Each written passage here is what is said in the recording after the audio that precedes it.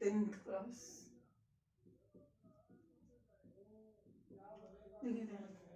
तो हमने रेजिस्टेंस के बारे में पढ़ लिया था, ठीक है। अब तो रेजिस्टेंस क्या होता है, रेजिस्टेंस क्या पे डिपेंड करता है, आर इज इक्वल्स टू हमारा लिखा हुआ था rho into L by A, जहाँ पे rho resistivity of the material, L length of the element, A cross section area of the element, ठीक है। तो resistance of the metallic wire is rho L by A. Now see, ये question solve करते हैं, उसके बाद हम लोग कॉम्बिनेशन ऑफ रेजिस्टेंस पढ़ेंगे, ठीक है। Question is that a metallic wire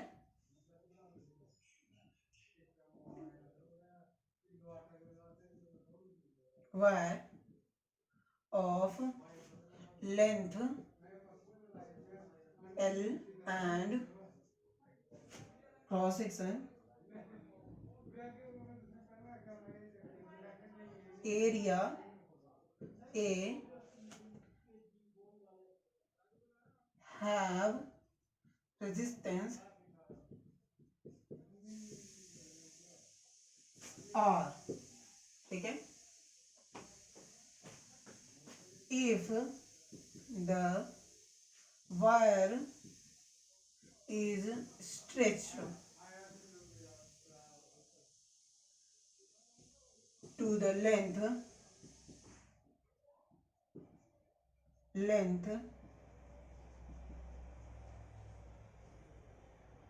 2L, find the new resistance,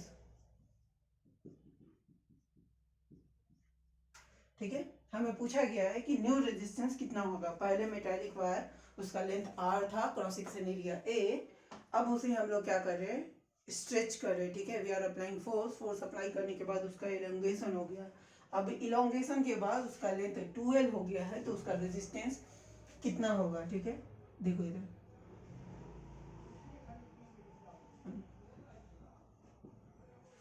इसका लेंथ L है, क्रॉस सेक्शन एरिया A, ठीक है ना। जब इसी वायर को हम स्ट्रेच करेंगे तो होगा क्या, लेंथ हमारा इंक्रीज कर जाएगा, length will increase, at the same time area will decrease, ठीक है, area will decrease. Length is 2 into L and cross section area A dash, ठीक है। नाउ ए डैश, अब ए डैश कितना होगा ये हमें निकालना है, ठीक है। देखो इधर, फ्रॉम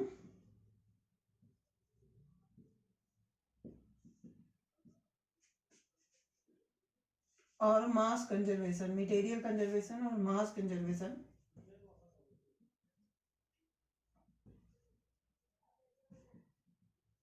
ठीक है ना। पहले मास कितना था, डेंसिटी इंटू, डेंसिटी को चलो डी से रिप्रेजेंट करते हैं, स्मॉल डी, क्योंकि रो यूज कर रहे हैं हम लोग रेजिस्टिविटी के लिए, इसलिए डेंसिटी इंटू इसका वॉल्यूम कितना है, L into A, L into A, ठीक है, ये वॉल्यूम है, is equals to density constant into 2 into L into A, ठीक है, डैश।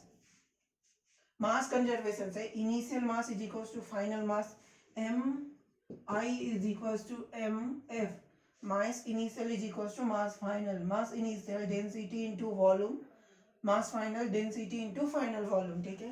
तो यहाँ से डेंसिटी कांस्टेंट रहने की वजह से डी डी कैंसिल हो गया, एल से एल कैंसिल हो गया, तो ए डैश कितना है हमारा, इसको जब इस साइड लेके आएंगे तो A by 2 is equals to A dash, यानी हमारा जो फाइनल एरिया होगा it will be A by 2, ठीक है। फाइनल एरिया हमारा a बाई 2 होगा, ठीक है ना।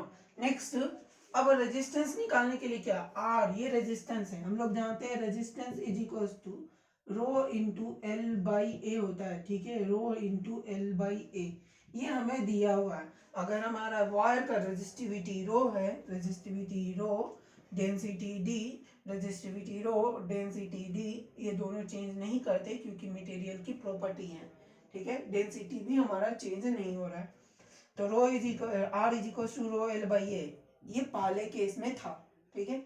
नेक्स्ट केस में जब इसके लिए लिखा लेंगे R dash, it will be density rho resistivity into length, length कितना है इसका 2 into L, divide by area कितना है इसका a बाई 2, तो इट विल बिकम 2 ऊपर चला गया 4 into rho into L by A, 4 into rho into L by A. और ये टर्म क्या है, ये तो आर के इक्वल है, यानी R dash will be equal to 4 into are.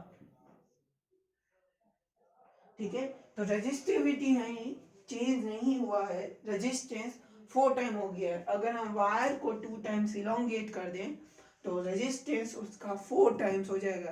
क्यों? क्योंकि एरिया भी हमारा डिक्रीज कर जा रहा है। ठीक है, तो ध्यान देना है तुम्हें, अगर मास कंजर्वेशन दिया हुआ हो, लेंथ इंक्रीज करने से रो L by A directly use नहीं करना। ठीक है, रो एल बाई ए में तुम्हें ध्यान देना है, अगर एल इंक्रीज करेगा तो ए डिक्रीज करेगा। ठीक है, एल इंक्रीज करेगा तो ए डिक्रीज करेगा। सिमिलरली अगर हम लेंथ को छोटा करें तो क्रॉस सेक्शन एरिया बढ़ जाएगा। ठीक है, नेक्स्ट रेजिस्टेंस के कॉम्बिनेशन पढ़ना है। ठीक है, कॉम्बिनेशन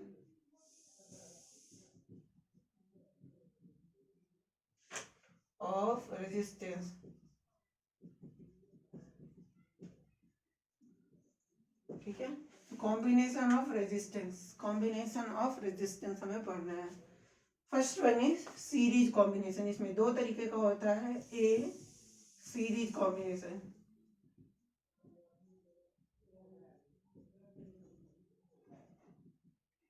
ठीक है, बी पैरेलल कॉम्बिनेशन।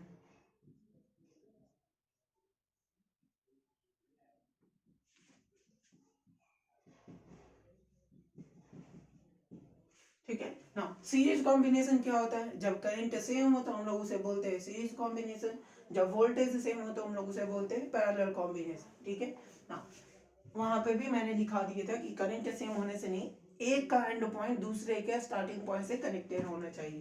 ठीक है, ए में लिखो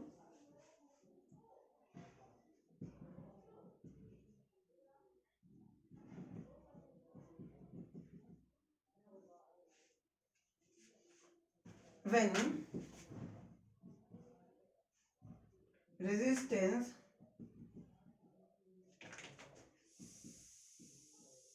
are connected in such a way that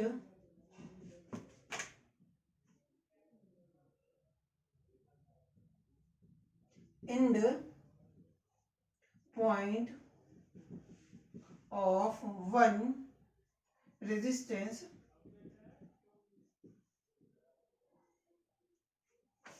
connected with starting point of next resistance and so on,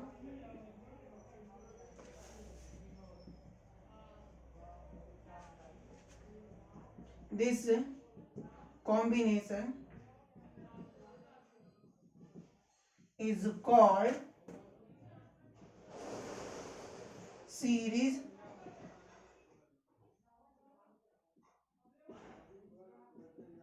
combination। ठीक है, this combination is called series combination.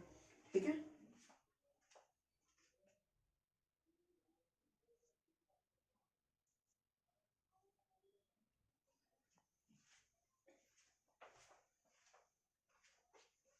तो सीरीज कॉम्बिनेशन क्या होता है ये हमने लिख लिया। नेक्स्ट, इसमें होता क्या है, मेन पॉइंट देखो, current through all resistance R same. ठीक है, current through all resistance R same. ठीक है ना, अब इसका डायग्राम में हम रिप्रेजेंट कर रहे हैं। ठीक है, ये कैसे होगा, देखो इधर, ये हमारा R1 है, ये R2,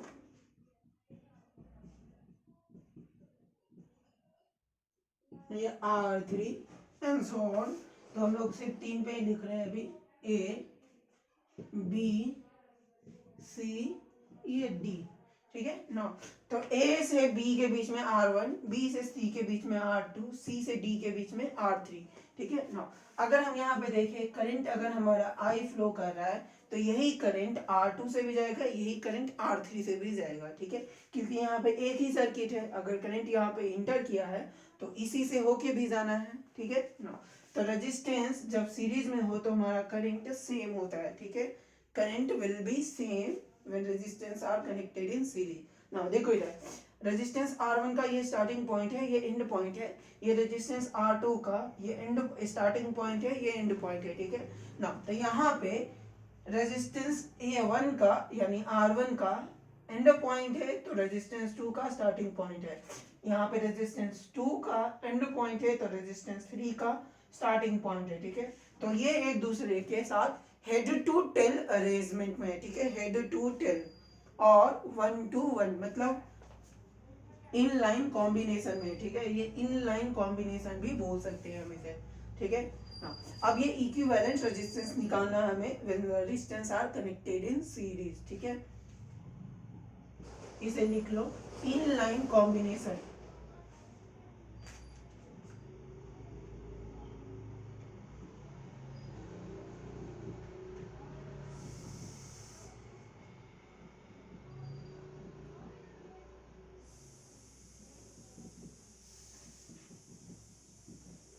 ठीक है, हेड टू टेल और इनलाइन कॉम्बिनेशन।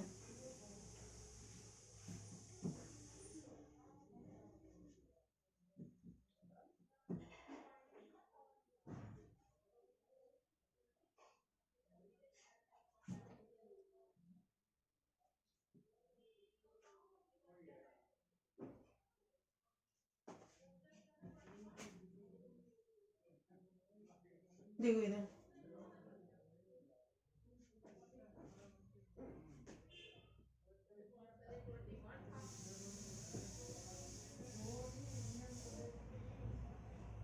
finding equivalent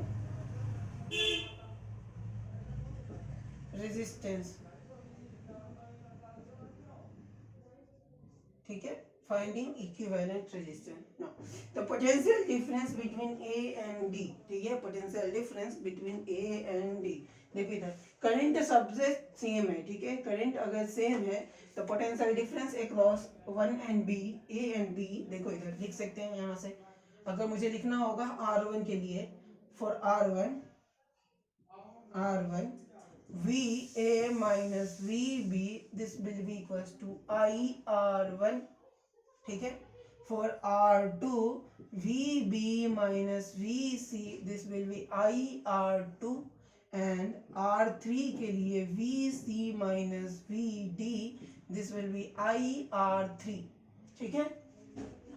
अब अगर हम इन तीनों को ऐड कर दें, ठीक है, इन तीनों को अगर हम ऐड कर दें तो VA minus VD this will be equals to, इन तीनों को हम ऐड करें तो ये माइनस VB, ये प्लस VB कैंसिल हो जाएगा, ये माइनस VC, ये प्लस VC, ठीक है, तो ये कैंसिल हो जाएगा।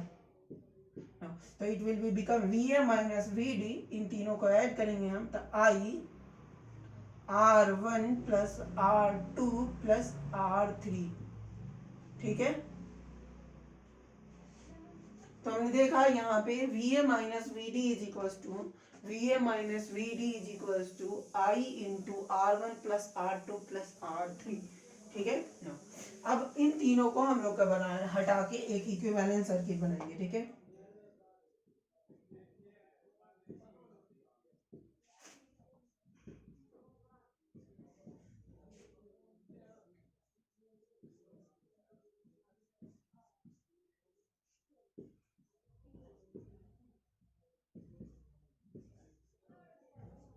ना अब देखो ये इक्विवेलेंट कब बोलेंगे, ठीक है, अगर हम 10 रुपए के कॉइन की बात करें, 10 रुपए के नोट की बात करें, ठीक है, तो ये दोनों इक्विवेलेंट है, ठीक है। अगर हम 10 rupees coin and 10 rupees note की बात करें तो, ठीक है, तो ये इक्विवेलेंट कब है, कैसे पता चला हमें कि ये इक्विवेलेंट है, ठीक है। अगर हम दोनों ही लेके अगर मार्केट में जाए तो दोनों की वैल्यू सेम है, ठीक है। अगर हम 10 रुपए के नोट से जो खरीद सकते हैं, सेम टू सेम हम 10 रुपए के सिक्के से भी खरीद सकते हैं, ठीक है। तो उसकी मार्केट वैल्यू सेम है, ठीक है, मार्केट वैल्यू सेम है। इसीलिए हम बोलेंगे कि 10 रुपए का नोट 10 रुपए के कॉइन के इक्विवेलेंट है, ठीक है। तो यहाँ पे अगर मुझे बोलना होगा कि ये आर इक्विवेलेंट इसके बराबर है, ठीक है, ये R1 plus R2 plus R3 ये तीनों मिलकर जो काम कर रहा है, अगर ये R इक्विवेलेंट अकेले उतना काम करे तो हम बोल सकते हैं कि ये तीनों के इक्विवेलेंट है, ठीक है।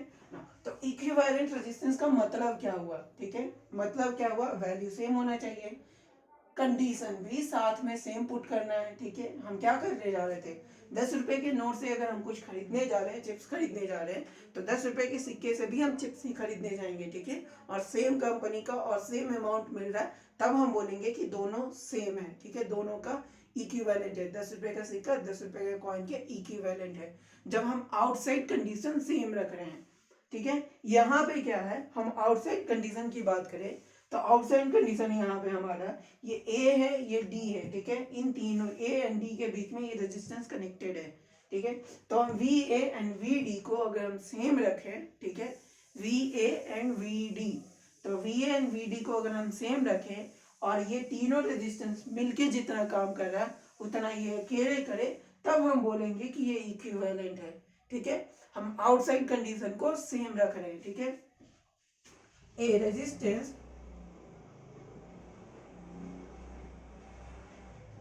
will said to be equivalent resistance if it produce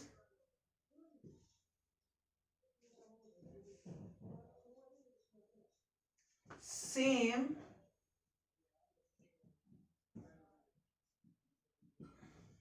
electrical effect, यहाँ पे करंट है हमारा, ठीक है, व्हेन, यहाँ पे इलेक्ट्रिकल करंट हमारा है, ठीक है, इलेक्ट्रिकल करंट हमारा इलेक्ट्रिक इफेक्ट है, क्योंकि हम वोल्टेज अप्लाई कर रहे हैं तो करंट जनरेट हो रहा है, ठीक है। When it produce same electrical effect, यहाँ पे करंट, व्हेन कनेक्टेड बिटवीन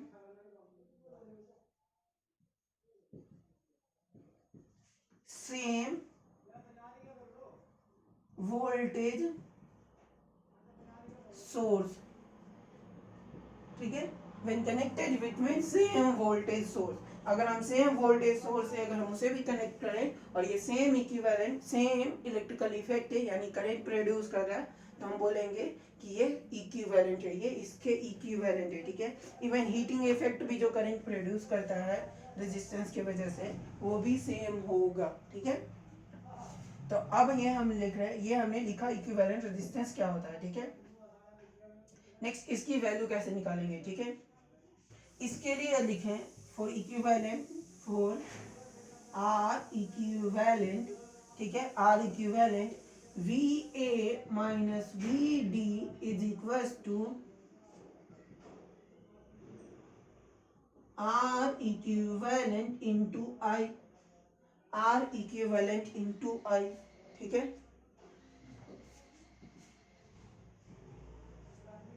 ना। देखो इधर सेम वोल्टेज अप्लाई किए हैं हम, सेम करंट भी प्रोड्यूस कर रहा है, इसका मतलब ये दोनों देखो V A minus V D is equal to V A minus V D, ये 2 लिखो, ठीक है। करंट तो सेम प्रोड्यूस कर ही रहा है, हम पहले ही कंडीशन डाल चुके हैं कि ये इक्विवेलेंट तभी बोलेंगे हम इसे,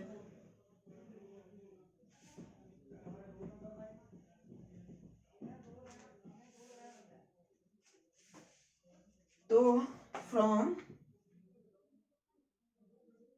1 and 2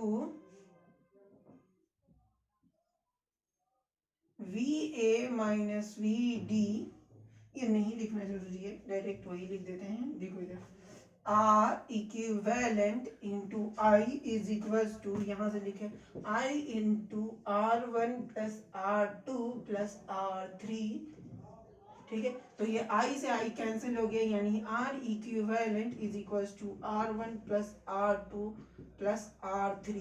ठीक है। अगर हम यहाँ पे लिखे similarly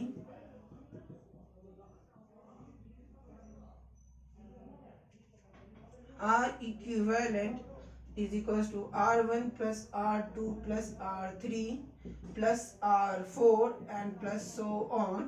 This is the R equivalent when resistance are connected in series. ठीक है। R equivalent is equals to sum of individual resistance, sum of individual resistance। ठीक है। तो thus the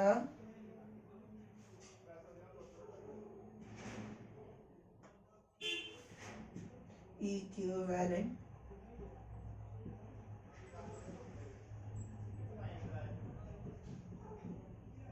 in series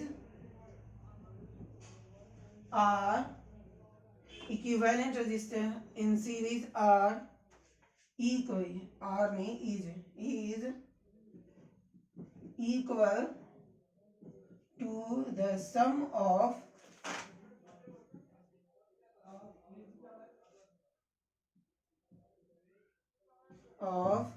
individual resistance।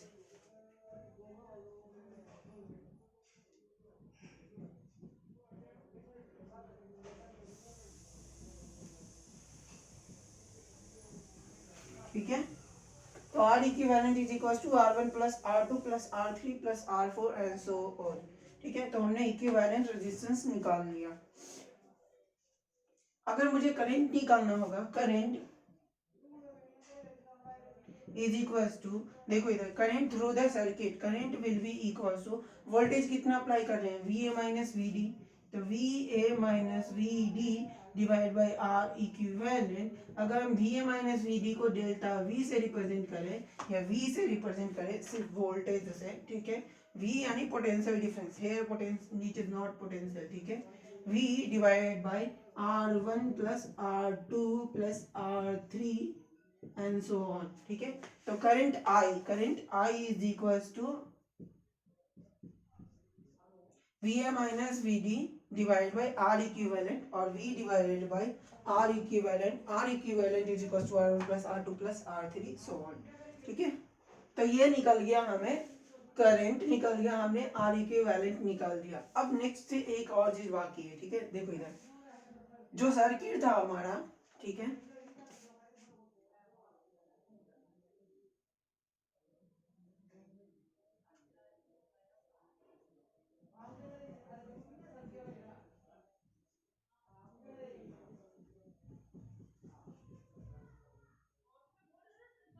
ये R1, ये R2, ये R3। ठीक है। ये A B C D। देखो इधर A एंड B, ये A एंड B के बीच में R1 है। ठीक है। तो R1 से करंट हमने निकाल लिया। अगर मुझे पूछा जाए कि R1 के अक्रॉस पोटेंशियल डिफरेंस कितना है, तो it will be VA minus VB। How we will calculate potential at B और we will calculate potential difference across R1। ठीक है। We will use this way. ठीक है। potential difference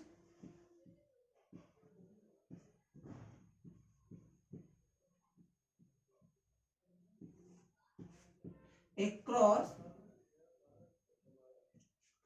resistance। ठीक है ना। तो VA minus VB it is the potential difference across R1। this will be denoted, अगर हम इसे लिखे ये V1 है। ठीक है। अगर हम लिखे इसे V1 है तो V1 इज इक्वल टू, देखो यहाँ से यहाँ पे क्या लिखा है, VA minus VB is equal to IR1। It is equal to IR1। Now I is equal to कितना हमारे पास ये है। ठीक है। तो it will be equals to VA minus VD divide by R equivalent into R1। ठीक है। तो VA minus VD divide into R1, ये R इक्विवेलेंट के इक्वल है। ठीक है। और यहाँ पर से लिखते हैं फिर से, तो VA माइनस VD को कैपिटल V से रिप्रेजेंट करते हैं, सिर्फ V। ठीक है। तो it will be potential difference across the circuit, ठीक है, अक्रॉस द कंप्लीट रेजिस्टेंस। तो V1 is equal to V into R1 divide by R equivalent, ठीक है। Similarly V2, it will be potential difference across R2, it will be V divided by R equivalent into R2, ठीक है। V3 is equals to V divided by R equivalent into R3, ठीक है, and so on. अगर आपको नीचे लिखना है continue लिखते रहो, ठीक है। तो हमने पोटेंशियल डिफरेंस, रेजिस्टेंस है हमारा जो सर्किट था उससे हमने करंट भी निकाल लिया और किसी भी दो रेजिस्टेंस के बीच में कितना वोल्टेज डिफरेंस होगा ये भी निकाल लिया। रेजिस्टेंस हमें पता है, यही तीन क्वांटिटी हमें पढ़ना होता है, करंट, वोल्टेज एंड रेजिस्टेंस, ठीक है। तो करंट, रेजिस्टेंस, वोल्टेज, ये तीनों का रिलेशन भी हमने ला लिया है, ठीक है। वोल्टेज निकाल चुके हैं, करंट भी निकाल चुके हैं, रेजिस्टेंस हमें दिया हुआ है, वोल्टेज और करंट दिया हुआ है तो हम रेजिस्टेंस भी निकाल सकते हैं, ठीक है। नेक्स्ट इस पे क्वेश्चन सॉल्व करते हैं।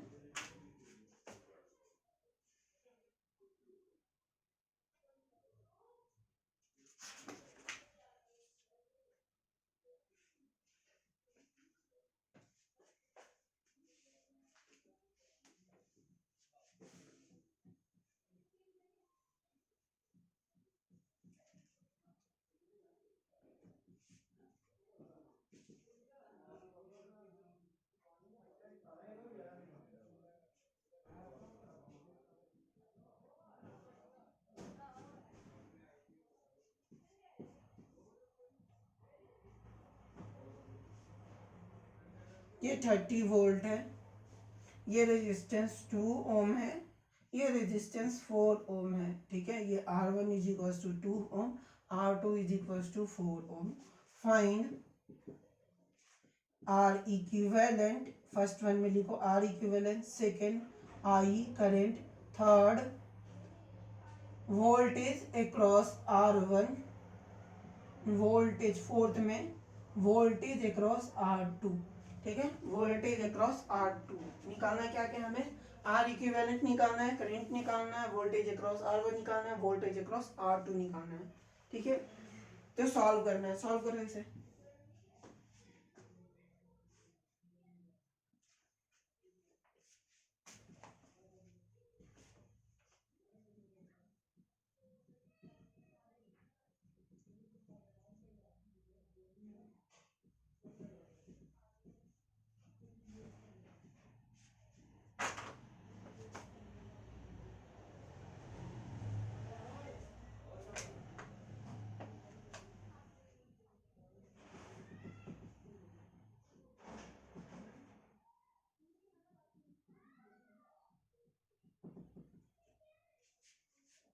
देखो इधर R equivalent is equals to R1, ये पहला है, ठीक है।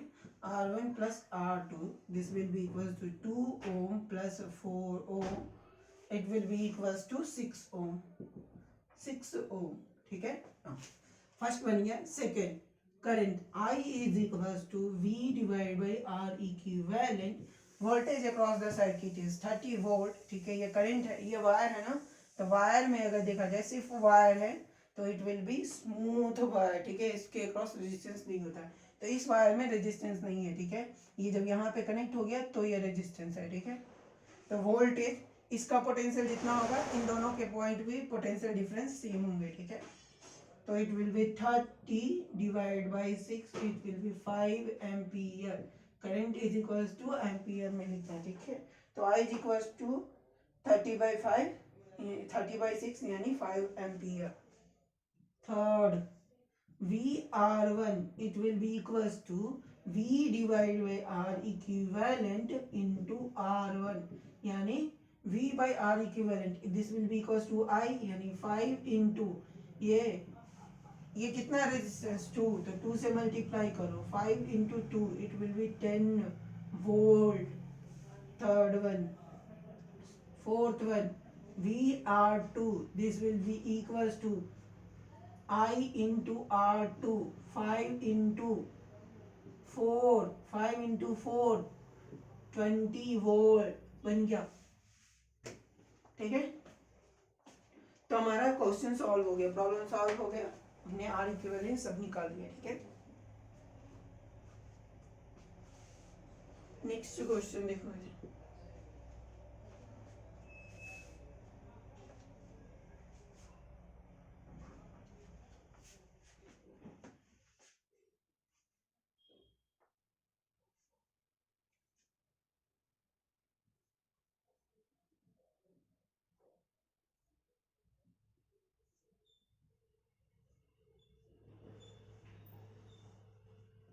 A V A R. ठीक है, the question is that when resistance R is connected across a battery, the current is I. ठीक है, when resistance R is connected through the battery,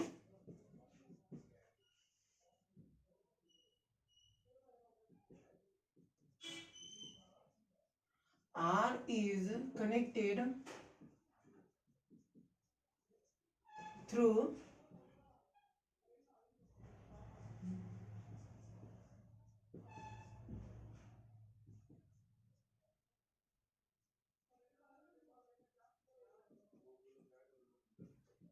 is I. Now when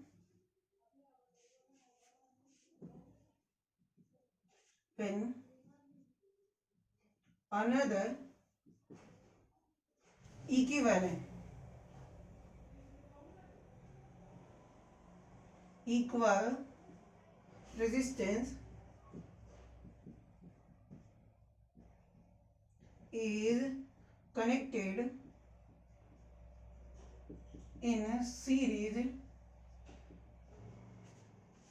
by what fraction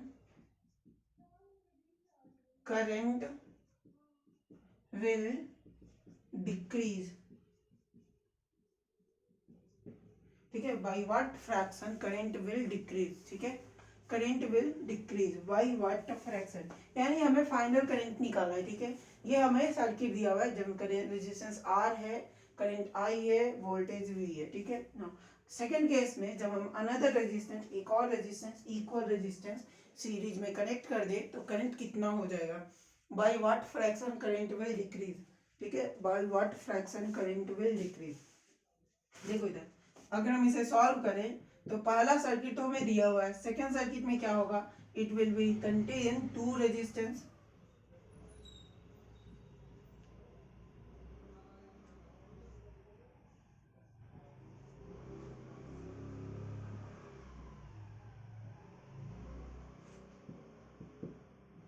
आई हमें नहीं पता तो I dash लिख रहे हैं। ठीक है, current will be I dash या आई वन। ठीक है, ऊपर में डैश लिखेंगे तो इट विल बी कंफ्यूजिंग। ठीक है ना, अब देखो इधर, तो आर इक्विवेलेंट अब हम सेकेंड सर्किट के लिए लिख रहे हैं। फर्स्ट वाले सर्किट में हमें पता कि करंट आई है। ठीक है, सेकेंड वाले सर्किट में हम आई के डैश कैसे निकालेंगे, I dash is equals to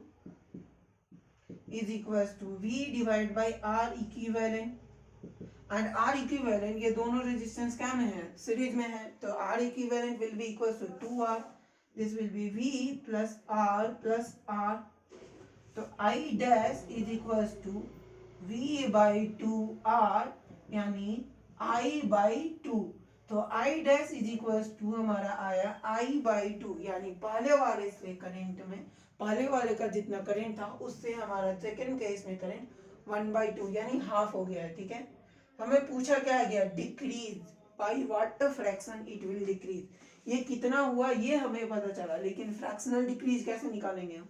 ठीक है, तो I initial minus I dash divide by I, this will be fractional decrease. ठीक है, fractional decrease by what fraction the current will decrease. ठीक है, तो यहाँ पे देखो I minus I dash divide by I, यहाँ पे रखेंगे हम, सबकी वैल्यू रखो, I minus I by 2 divide by I, it will become I 1/2। ठीक है, 1/2 means by 1/2 fraction the initial current will decrease in second circuit. ठीक है,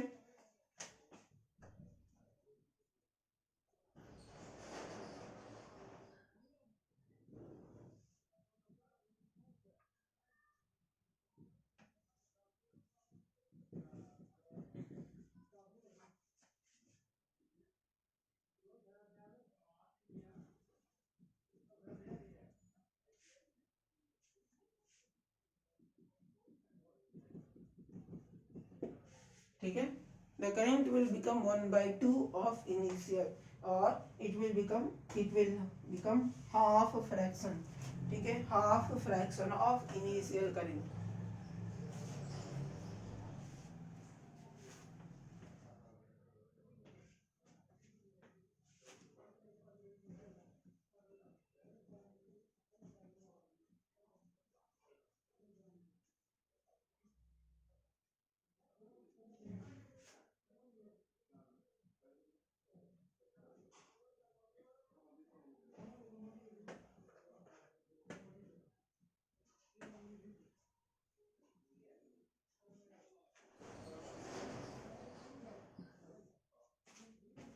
नेक्स्ट देखते हैं सीरीज कॉम्बिनेशन. ठीक है, फिर हम लोग सीरीज और पैरेलल दोनों को एक साथ, सॉरी पैरेलल कॉम्बिनेशन पढ़ते, बाद में हम लोग पैरेलल सीरीज सबको कंबाइन करके क्वेश्चन सॉल्व करेंगे. ठीक है, तो B is parallel combination.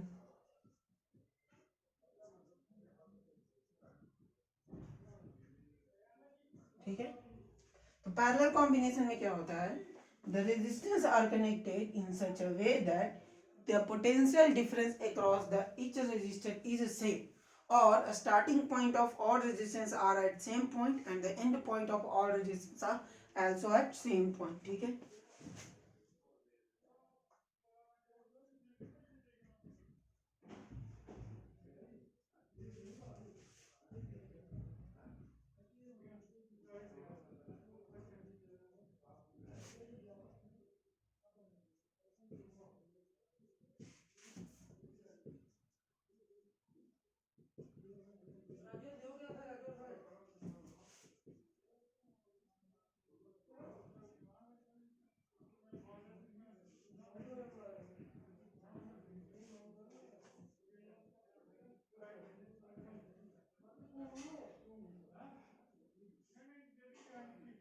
all the resistance have same starting point, same have same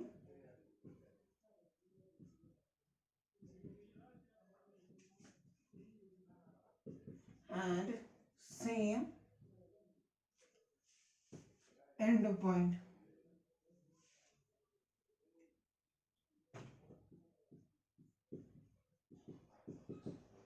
ठीक है, call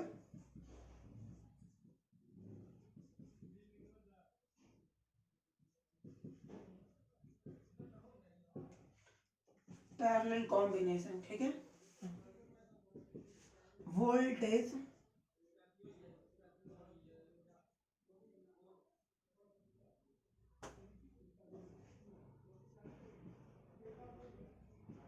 each resistor are same. Voltage across each resistor are same. ठीक है, देखो इधर रजिस्टर की अगर हम बात करें, रजिस्टर और रेजिस्टेंस क्या होता है. ठीक है, रजिस्टर एलिमेंट होता है. ठीक है, रेजिस्टेंस उसकी प्रॉपर्टी होती है, उस एलिमेंट की प्रॉपर्टी होती है, तो कंफ्यूज मत हो जाना. ठीक है, रजिस्टर और रेजिस्टेंस यहाँ पे लिख लो. Resistor resistor are connected in such a way that all the resistor have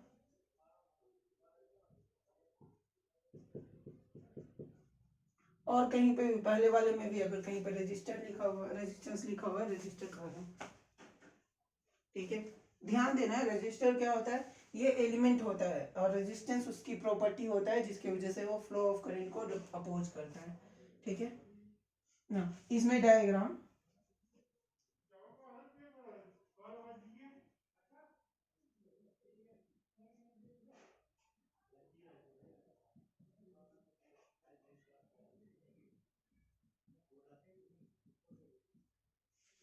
and so on.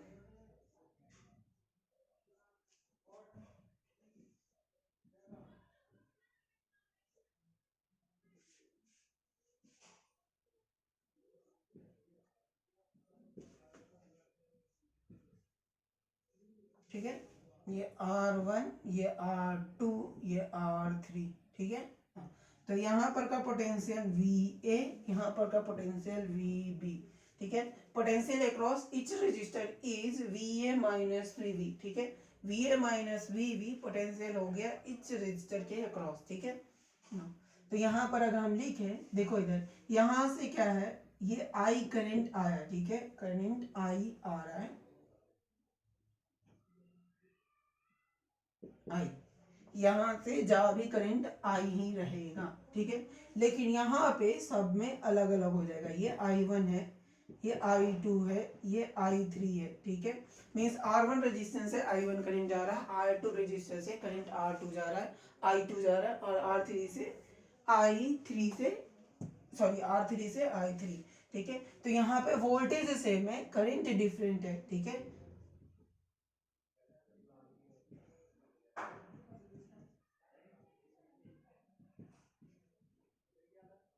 ठीक है, यहाँ पे करंट विल बी डिफरेंट। देखो यहाँ पे हो सकता है स्पेशल केस में सेम भी हो जाए। ठीक है, अगर हम यहाँ पे देखें R1 R2 R3 तीनों को सेम कर दे तो ये करंट सेम हो जाएगा, बट यहाँ पे कंडीशन वो स्पेशल कंडीशन में है। ठीक है, तो हम यहाँ पे जनरल वैल्यू क्या है, करंट विल बी डिफरेंट, मे भी वैल्यू सेम हो जाए, उससे कोई दिक्कत नहीं है। ठीक है, ध्यान देना है।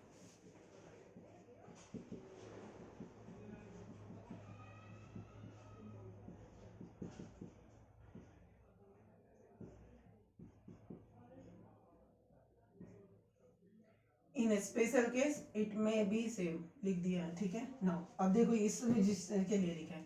ठीक है, तो इस पॉइंट के लिए लिखे, इस register for R1 the voltage across VA minus VB, VA minus VB, VA minus VB, this will be equals to I1 R1। Next, for R2, VA minus VB, this will be equals to I2 R2. For R3, VA minus VB is equals to I3 R3। ठीक है, अब यहाँ पर जितना current आ रहा है वही current बाहर निकलेगा। यही करंट क्या है, ये तीनों में डिवाइड हो गया। ठीक है, यानी I करंट जो है वो R1 में, R2 में एंड R3 में डिवाइड हो रहा है। तो हम क्या लिख सकते हैं, I will be equals to I1 plus I2 plus I3 लिख सकते हैं हम। ठीक है, I is equal to I1 plus I2 plus I3।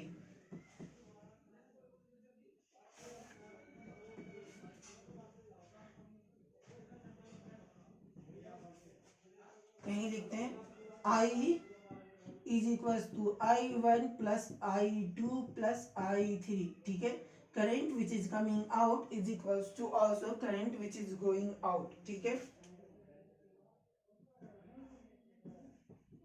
ये किरचॉफ्स लॉ है हमारे पास। ठीक है,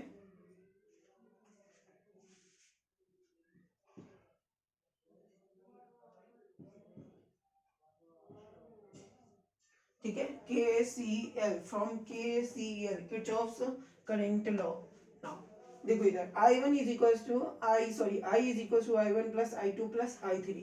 अब इन तीनों को अगर हम ऐड कर दें, ठीक है, इन तीनों को ऐड कर दें तो हमारा I1 plus I2 plus I3 आएगा। ठीक है, ऐड कर दें नहीं, यहाँ से इन तीनों को अलग अलग कर, देखो इधर यहाँ से I1 निकालो, I2 निकालो, I3 निकालो, तो I1 इज इक्वल्स टू, यहाँ से लिखे हम VA माइनस VB। अगर हम इस पूरे को V लिख रहे हैं, ठीक है, VA minus VB is equals to V, तो it will be V by R1। यहाँ पे VA minus VB is equals to V।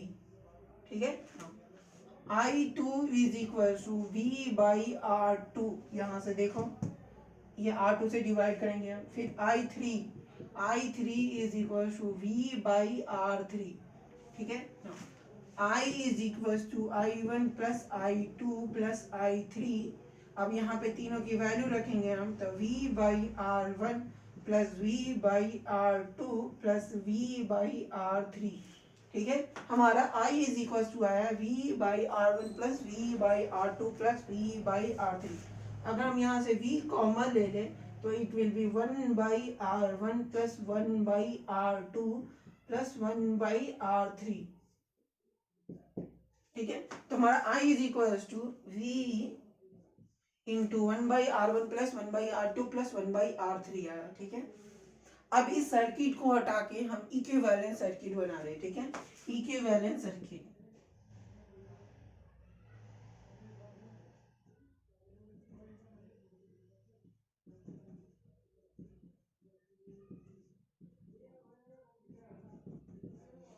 जब इक्विवेलेंट सर्किट बनाएंगे तो इन तीनों रेजिस्टेंस के बजाय एक ही हमें रेजिस्टेंस यूज करना होगा and we will apply same potential difference R equivalent. ये पॉइंट A है, ये पॉइंट B है and current will be passing I। ठीक है, करंट जो पास करेगा वो I पास करेगा। क्यों? क्योंकि ये तभी हम बोल सकते हैं इक्विवेलेंट रेजिस्टेंस जब ये सेम इलेक्ट्रिकल इफेक्ट प्रोड्यूस करे। सेम इलेक्ट्रिकल इफेक्ट, यहाँ पे हम वोल्टेज अप्लाई कर रहे हैं तो इट विल प्रोड्यूस करंट। ठीक है ना, तो इससे लिखे, अगर हम इसके लिए लिखे फॉर R इक्विवेलेंट, ठीक है, तो I is equal to V divide by R equivalent. ठीक है ना, अगर हम 1 एंड 2 में कंपैरिजन करें तो दोनों में करंट सेम है। जब करंट सेम है तो देखो इधर LHS लेफ्ट हैंड साइड दोनों का सेम है तो RHS भी दोनों का सेम होना चाहिए। ठीक है, फ्रॉम 1 एंड 2 यहां से लिखें तो V by 1 by R1, sorry V into 1 by R1 plus 1 by R2 plus 1 by R3, this will be equals to V by R equivalent. तो V कैंसिल हो गया क्योंकि सेम पोटेंशियल डिफरेंस हमने apply किया है। ठीक है, तो 1 बाई R इक्विवेलेंट यहां से क्या आया हमारा 1 by R1 plus 1 by R2 plus 1 by R3। और अगर हम सिमिलरली लिखे 1 by R equivalent is equals to 1 by R1 plus 1 by R2 plus 1 by R3 and so on। ठीक है, तो equivalent resistance when it is connected in parallel 1 by R equivalent is equals to 1 by R1 plus 1 by R2 plus 1 by R3। ठीक है, where R1 R2 R3 ये तीनों के तीनों series में पैरेलल में कनेक्टेड है।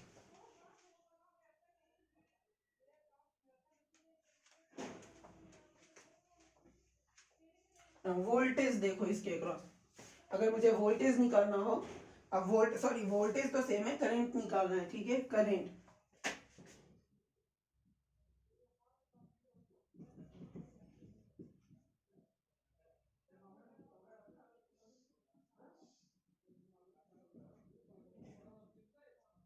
Current through its resistor. Now देखो इधर I1 की वैल्यू क्या है हमारे पास, I1 is equal to V by R1 है। I1 is equal to V by R1 and यहां से अगर मुझे V लिखना हो, ठीक है, अगर मुझे यहां से V लिखना हो तो V is equal to I into R equivalent. This will be equal to V is equal to, यहां से लिखें, यहां से ये यहां पे लिखो V is equal to I into R equivalent. ठीक है, I इंटू R इक्विवेलेंट। अब यहाँ पे पुट करो। ठीक है, यहाँ पे जब हम पुट करेंगे तो I1 is equal to I R equivalent divide by R1। ठीक है, I is equal to I1 is equal to I into R equivalent divide by R1। अब सिमिलरली अगर हम डायरेक्टली लिख दें, similarly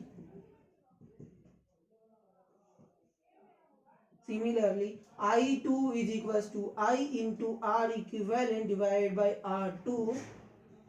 I3 is equals to I into R equivalent divided by R3। ठीक है, and so on लिख सकते हो। ठीक है, तो करंट भी हमने निकाल लिया कि इस रजिस्टर, एक रजिस्टर से कितना करंट होगा। ठीक है, जनरली जब हम प्रॉब्लम सॉल्व करते हैं तो हम लोग दो रजिस्टर पे मेनली वर्क करते हैं। ठीक है, दो रजिस्टर हमें पैरेलल कॉम्बिनेशन में दिया रहता है, तो दो रजिस्टर का कॉम्बिनेशन हम हमेशा स्टैंडर्ड रिजल्ट के थ्रू याद रखेंगे। ठीक है, दो रेजिस्टेंस का हमेशा याद रखेंगे। ठीक है, पैरेलल कॉम्बिनेशन दो रेजिस्टर का अभी लिखेंगे और उसी पे क्वेश्चन सॉल्व कर लेते हैं और उसी पे वर्क भी करेंगे।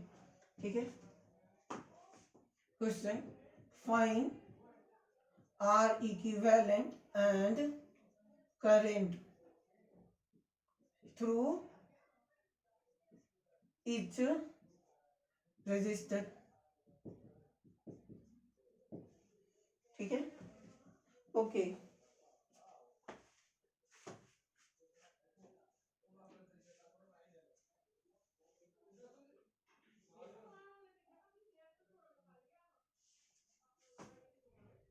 जहाँ पे सीरीज कॉम्बिनेशन लिखे हो वहां पे एक लाइन रह गया, वहां पे एक लाइन में बोलूंगा वो लिख लेना। ठीक है, देखो इधर ध्यान, पहले इसको सॉल्व कर लेते, वहां पे एक लाइन बता दूंगा, इसमें आएगा उसके बाद वहां पे लिखेंगे। ठीक है, तो हमारे पास दो रजिस्टर दिया हुआ है, दो रजिस्टर R1, ये R1 है, ये R2 है, एंड दोनों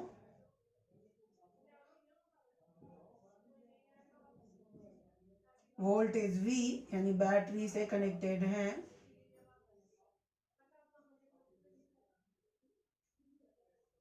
ठीक है, voltage V। Now find the equivalent resistance and current through each resistor.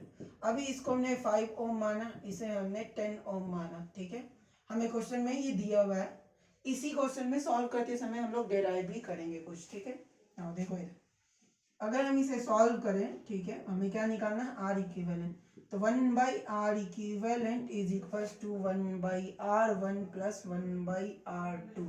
ठीक है, अगर हम इन दोनों का एलसीएम ले हम सॉल्व करें तो it will be r1 plus r2 divide by r1 r2।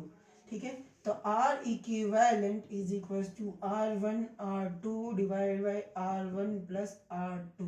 ठीक है, ये तुम्हें हमेशा याद रखना है, टू रेजिस्टर्स जब पैरेलल में कॉम्बिनेटेड हो, कनेक्टेड हो, तो R equivalent is equal to R1 R2 divided by R1 plus R2, product of resistance divide by sum of resistance. ठीक है, product of resistance divided by sum of resistance, ये याद रखना है। ठीक है, दो रेजिस्टेंस के लिए हमेशा याद रखेंगे, कभी भी हम सॉल्व नहीं करेंगे, कभी भी ये लाइन नहीं लिखेंगे दो रेजिस्टर के लिए, डायरेक्टली याद रखो R1 R2 divide by R1 plus R2। ठीक है, अगर हम इसकी वैल्यू रखें तो R इक्विवेलेंट कितना आया, R equivalent is equal to 5 into 10 divide by 5 plus 10। Directly यहाँ पे हम करेंगे ही नहीं इसको। ठीक है, 5 प्लस 10, तो यहाँ पे 5 इंटू 10 50 डिवाइड बाई 15, ये 50 डिवाइड बाई 15, ये 10 टाइम्स, ये 3 टाइम्स, यानी 10/3। ठीक है, 10/3। नाउ देखो यहाँ पे ये 10/3 की अगर हम बात करें तो इट विल बी 3.33। ठीक है, एंड मिनिमम रेजिस्टेंस क्या है हमारा, ये 5 है। ठीक है, जो हमें सर्किट में दिया हुआ वो रेजिस्टेंस 5 है, और आर इक्विवेलेंट जो हम निकाल रहे हैं वो 10/3 यानी 3.33 आ रहा है। इट मीन्स ये ध्यान रखना है, पैरेलल रेजिस्टेंस, पैरेलल कॉम्बिनेशन में जो इक्विवेलेंट रेजिस्टेंस होता है वो कभी भी जो सबसे छोटा वाला रेजिस्टेंस होता है उससे भी कम होता है। ठीक है, ये याद रखना। अगर तुम मान लीजिए प्रॉब्लम सॉल्व कर रहे हो और जो तुम्हारा स्मॉलेस्ट रेजिस्टेंस है, अगर तुम्हारा इक्विवेलेंट रेजिस्टेंस उससे ज्यादा आ रहा है, इसका मतलब तुमने कहीं पे गलती किया है। ठीक है, तो ध्यान ये रखना है कि जो सबसे छोटा वाला रेजिस्टेंस है उससे कम आना चाहिए। ठीक है, नोट में लिखो यहाँ पे,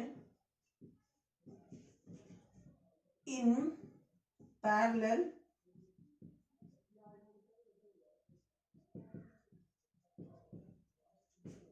R equivalent is always less than the smallest resistance in combination। ठीक है। In parallel combination R equivalent is always less than the smallest resistance in combination, ठीक है। यहाँ 10/3 ओम आ रहा है which is less than 5 ohm, ठीक है। तो हमारा ये रेजिस्टेंस आर इक्विवेलेंट निकल दिया। अब करंट की अगर हम बात करें, देखो यहाँ पे करंट की बात करते हैं। करंट हमें निकालने के लिए बोला गया है।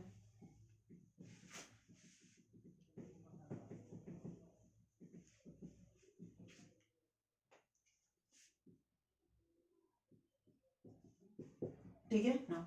तो I1 इज इक्वल टू क्या पढ़े हम, it will B current through resistance R1।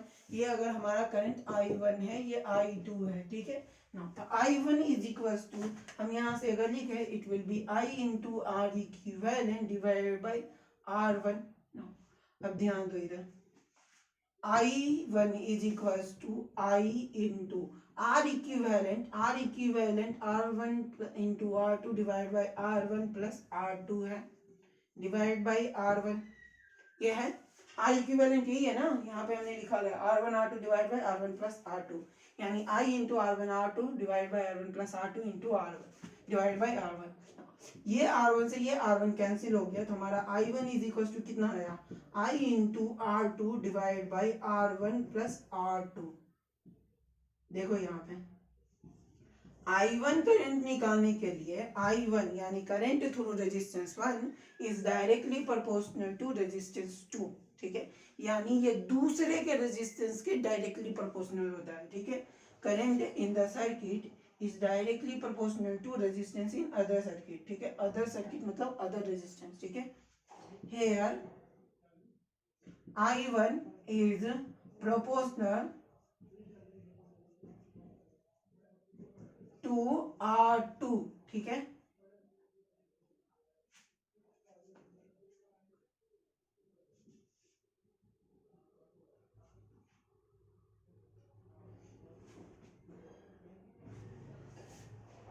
Similarly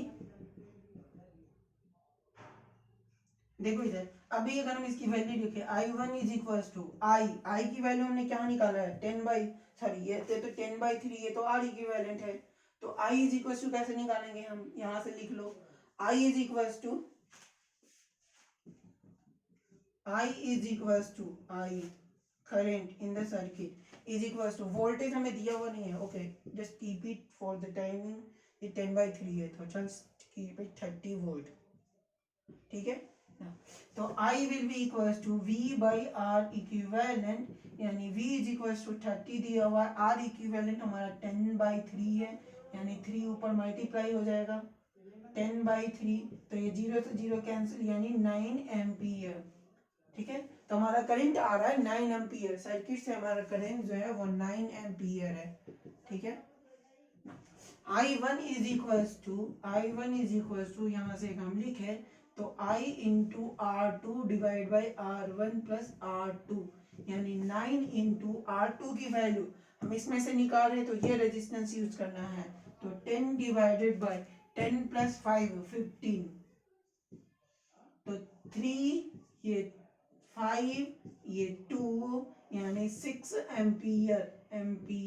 तो I1 is equal to 6 ampere आया। I2 is equal to I minus I1, this will be equal to 3 ampere, ठीक है। लिख लो, सॉल्व करने की जरूरत ही नहीं है I2 के लिए, हम जानते हैं I1 plus I2 is equal to 9 ampere है, I1 हमारा 6 एम्पियर आ चुका है, तो I2 will be definitely 3 ampere, ठीक है। तो रेजिस्टेंस इन पैरेलल हमने पढ़ा, रेजिस्टेंस इन सीरीज पढ़ लिया। अब इसमें हमें सॉल्व करने क्वेश्चन, ठीक है।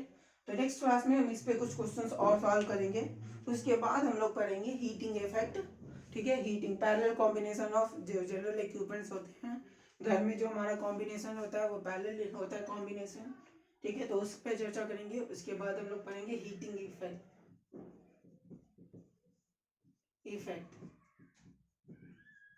ठीक है। तो heating effect of resistance, mainly problem solve करेंगे, ठीक है।